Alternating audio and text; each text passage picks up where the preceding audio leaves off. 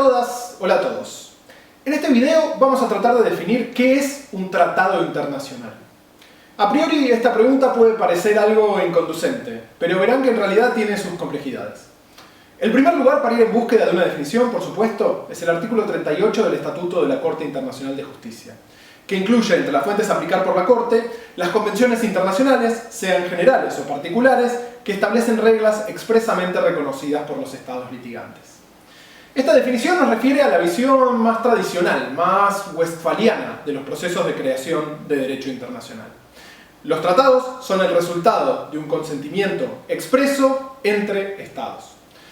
Como pueden ver, esa definición asume que existe un único tipo de sujeto internacional capaz de dar forma a este tipo de fuente: los estados. ¿Puede haber tratados internacionales entre otros sujetos del derecho internacional? Claramente sí puede haber tratados entre estados y organizaciones internacionales. Por ejemplo, Estados Unidos y la Organización de las Naciones Unidas firmaron en el año 1947 un tratado regulando el establecimiento y el funcionamiento de la sede de la organización en la ciudad de Nueva York, en Estados Unidos, en la primera avenida junto al margen del East River. Ese tratado regula cómo funciona, cómo opera la relación entre Estados Unidos y la organización. En cuanto a los otros sujetos del derecho internacional, se suele entender que los acuerdos que firman no son tratados internacionales en el sentido en que usamos el término en relación a las fuentes del derecho internacional. Ahora bien, si se fijan, verán que esta definición genérica es bastante distinta a la definición que se incluye en el artículo 2.1 de la Convención de Viena sobre el Derecho de los Tratados. Pausa. ¿Saben qué es la Convención de Viena sobre el Derecho de los Tratados? Esta convención, adoptada en mayo de 1969 en la capital de Austria, en Viena, busca cumplir con dos de esos requisitos que Herbert Hart le exigía al derecho internacional para poder considerarlo derecho. Busca establecer cuáles son las reglas secundarias que permiten reconocer que es un tratado internacional y que permiten entender cómo es que operan y cuándo es que cambian las reglas de esos tratados. La regla de reconocimiento y la regla de cambio. Entonces, la Convención de Viena sobre el Derecho de los Tratados es un tratado que regula, primero, la celebración y entrada en vigor de los tratados; segundo, la enmienda y modificación de los tratados; y tercero, la nulidad, terminación y suspensión de la aplicación de esos tratados. Al año 2020, esta convención tiene 116 estados parte, incluyendo la República Argentina, que la ratificó en el año 1972. ¿Qué pasa con los demás estados del mundo? Bueno, muchas, pero no todas, cuidado, de las disposiciones de la Convención de Viena son también costumbre, la otra fuente del derecho internacional, y por lo tanto son aplicables a esos otros estados aun cuando no hayan ratificado la Convención. Volvamos entonces a la definición de tratado. Les decía que el artículo 2.1 de la Convención de Viena es un poco distinto de la definición genérica que mencioné antes. El artículo 2.1 dice lo siguiente: para los efectos de la presente Convención, A, se entiende por tratado un acuerdo internacional celebrado por escrito entre los estados y regido por el derecho internacional, ya consta en un instrumento único, en dos o más instrumentos conexos y cualquiera que sea su denominación particular. Entonces, ¿los tratados entre estados y organizaciones internacionales no son tratados, según esta definición? No, cuidado, fíjense en la primera parte. Para los efectos de la presente convención.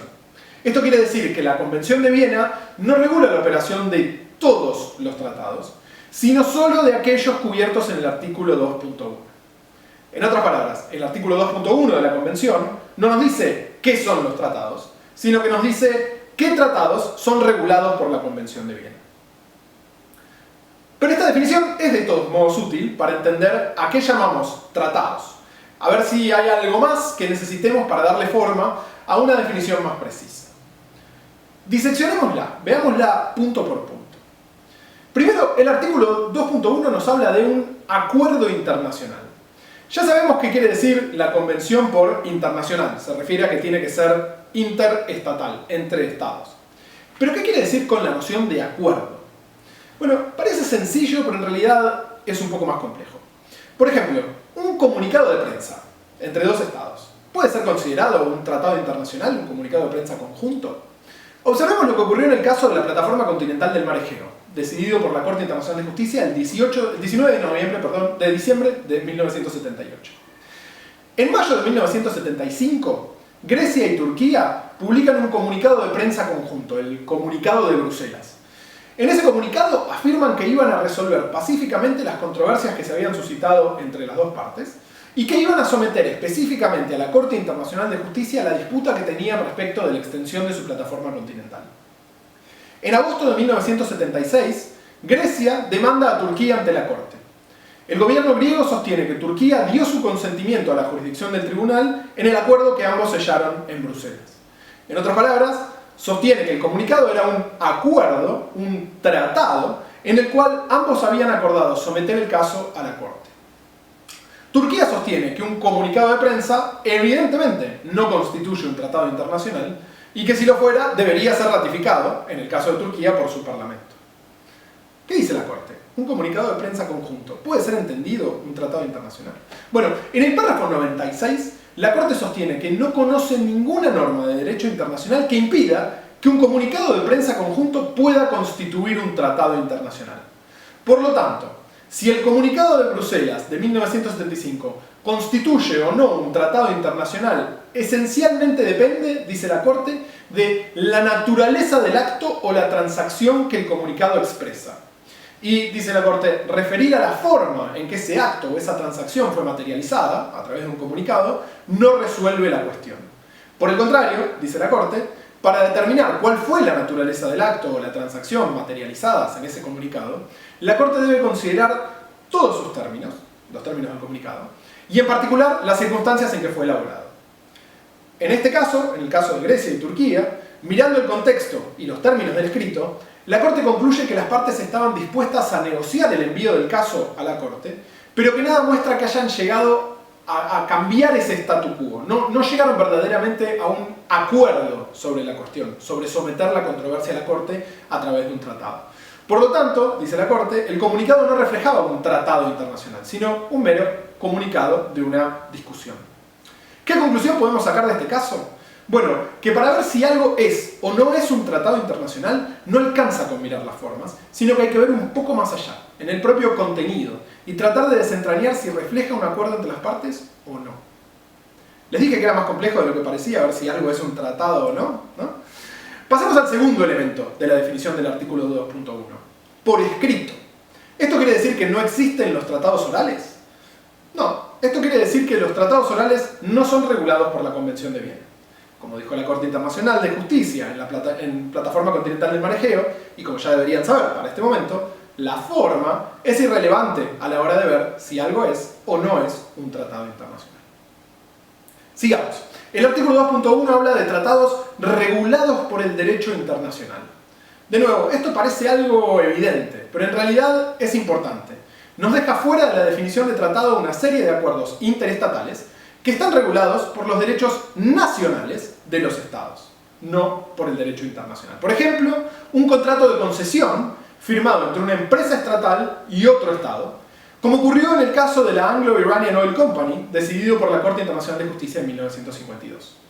Un contrato de concesión, dijo la Corte, no es un tratado internacional, es un contrato de concesión regulado por el derecho nacional, aun cuando haya dos estados de una parte y de la otra. Cuarto elemento en la definición, cantidad de instrumentos. A esta altura, con lo que ya saben, pueden intuir que es irrelevante en cuántos instrumentos se plasme el acuerdo. De nuevo, la forma no importa. En el caso de la delimitación marítima y territorial entre Qatar y Bahrein de 1994, la Corte Internacional de Justicia entendió que un intercambio de cartas entre jefes de Estado puede ser, visto en su conjunto, un tratado internacional. Bien, antes de terminar, un último punto, la denominación. ¿Importa el nombre que se le ponga al acuerdo para determinar si es o no un tratado? Bueno, el artículo 2.1 nos dice que no.